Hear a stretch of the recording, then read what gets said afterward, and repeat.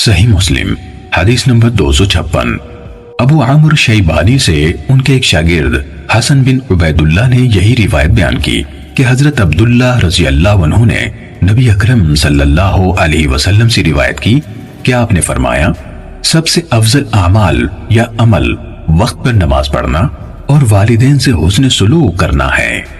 صحیح مسلم حدیث نمبر 257۔ منصور نے ابو وائل سے، انہوں نے عمرو بن شرحبیل سے اور انہوں نے حضرت عبداللہ بن مسعود رضی اللہ تعالیٰ عنہ سے روایت کی۔ انہوں نے کہا، میں نے رسول اللہ صلی اللہ علیہ وآلہ وسلم سے پوچھا، اللہ کے ہاں سب سے بڑا گناہ کون سا ہے؟ آپ صلی اللہ علیہ وسلم نے فرمایا، یہ کہ تم اللہ کے ساتھ کسی کو شریک بناؤ جبکہ تمہیں اسی اللہ نے پیدا کیا ہے۔ میں نے عرض کی، واقعی یہ بہت بڑا گناہ ہے۔ کہا، میں نے پوچھا پھر کون سا؟ فرمایا، یہ کہ تم اس ڈر سے اپنے بچے کو قتل کرو کہ وہ تمہارے ساتھ کھائے گا۔ کہا، میں نے پوچھا پھر کون سا؟ فرمایا، پھر یہ کہ اپنے پڑوسی کی بیوی کے ساتھ زنا کرو۔ صحیح مسلم حدیث نمبر 258۔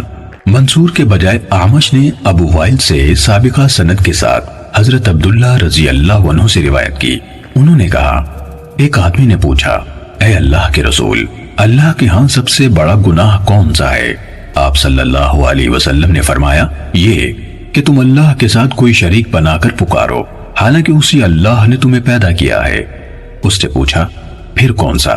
فرمایا، یہ کہ تم اپنے بچے کو اس ڈر سے قتل کر دو کہ وہ تمہارے ساتھ کھائے گا۔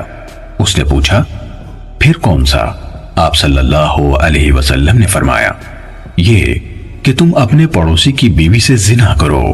اللہ تعالیٰ نے اس بات کی تصدیق میں یہ آیت نازل فرمائی، جو لوگ اللہ کے ساتھ کسی اور کو معبود بنا کر نہیں پکارتے اور کسی جان کو جسے قتل کرنا اللہ نے حرام ٹھہرایا ہے حق کے بغیر قتل نہیں کرتے اور جو زنا نہیں کرتے، وہی رحمان کے مومن بندے ہیں، اور جو ان کاموں کا ارتکاب کرے گا وہ سخت گناہ کی سزا سے دوچار ہوگا۔ صحیح مسلم حدیث نمبر 259۔ حضرت ابو بکرہ رضی اللہ تعالیٰ عنہ سے روایت ہے، انہوں نے کہا، ہم رسول اللہ صلی اللہ علیہ وآلہ وسلم کی خدمت میں حاضر تھے تو آپ صلی اللہ علیہ وسلم نے فرمایا، کیا میں تمہیں کبیرہ گناہوں میں سب سے بڑے گناہوں کی خبر نہ دوں؟ آپ صلی اللہ علیہ وسلم نے یہ 3 بار کہا، پھر فرمایا، اللہ تعالیٰ کے ساتھ شرک کرنا، والدین کی نافرمانی کرنا اور جھوٹی گواہی دینا، یا فرمایا جھوٹ بولنا۔